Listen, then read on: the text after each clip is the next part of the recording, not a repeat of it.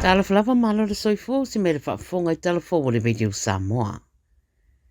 Ua fola e Donald Trump o le a whaia se os whainga ia Oman pe a whaia whalawe I tau mo whainga o loo whangasoro nei I le Strait of Hormuz.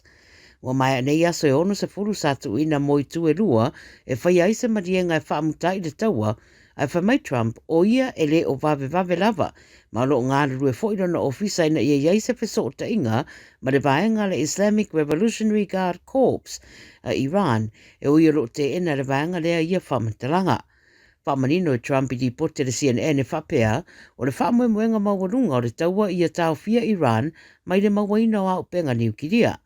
O le marienga e whaatau le tau fia o fitawinga I Gaza, wa whaero mai wa mai a whaidua I le atari I whaletū la fono o Trump o Jared Kushner, ma le pare mio Israel o Netanyahu, wa whaero ai e Kushner, wa leo toi mamau ave sea o penga le Hamas, a le a whaewa o peona lango e Amerika isi tau mo whainga wha militeria Israelu I tonu o Gaza.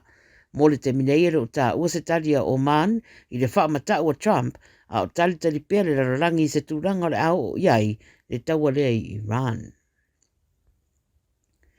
Ua tua ia Lucia le United Kingdom I lo lātou whesosoani le whaalau te reino le taua I Ukraine e ala I lo lātou tu ina ane o pea o le sapalai o drones o lo whao ngā atu e Ukraine I ana o so whainga whaasanga I a Lucia. Pai mai Lucia o le whaia le UK o lea ngā yuinga o lātou whesosoani e pea I le whaawa wina o so whainga whaatupu whaalawe masori ngā tū la fono. O le pepa o whaamatalanga tu inane mai Lucia I le ofisa le United Kingdom, le olo tu si ai ia whaamatalanga, ma ua taliana I le ofisa le vai whafua UK, ma ri putia le BBC e whapea o Britannia, o lo tutu whaatasi maso tau au ma Ukraine.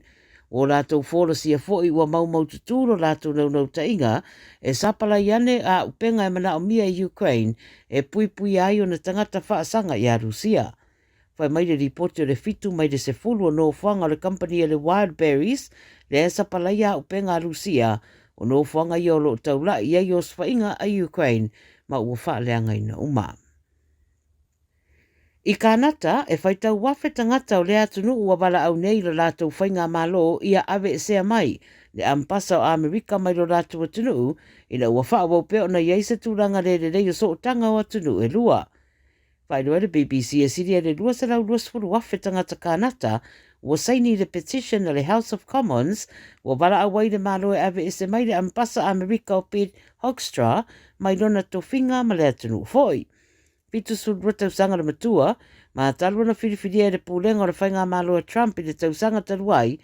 wha ai roa lava le fia iei o le tōtele. O le pāre mia o iei nei o kānata Mark Carney, na mōni mawina le whaopopo iei o le langolango ina ua wha ai roa le langolango Trump, I lona tūlai mai, ma o lalo tūla whono o kānata, o lo wha manino ai a whai e iaisa petition mai le House of Commons, e mawani saini o le rima salau, e te tau lava la o na ave I le tūla whono, ma te tau o Natalia ne iai le whainga malo. O le masa nei wa whamana tuai le taua o le ngangana tonga, I le whamana tuina o le whamamue taua I Aotearoa le Tongan Language Week. E te lepo karame ua whaia le ngata e whataua ai le ngangana e whapefo I le anganu ua tonga. Sau no aistasi o whawhenga ngai le Radio New Zealand o le vai yaso le ngangana tonga o se awa noa mo tangata le tunu e toi tō mana tuai ia lātou tūmanga ai whapea fo I le ngangana. E te leisi atunu o le Pasifika ua mataba ai le whai atu o lātou ngangana whapea manga nuu ma o se popolenga te le lea. O sau ni ngā lotu na whai ai au kilani ma Timaru e whaironga ai le talaina alo I o le vaiaso o le ngangana tonga ma le whamana tuina o le vaiaso I New Zealand mai le aso sfuru ono anga I le aso luasfururua o le masina le neio o kuso. Ma le taraman muli, o le tālonga lona lua o le State of Origin I le whaangatama le lakapiriki a Australia o le aanga I ane mole ulua I taimi I au kilani I le tausanga fau pe o na ripotia le rei tiofa wa malo New Zealand. Whai mai le ripotia pe o na whola sia mai le Australian Rugby League Commission le ARLC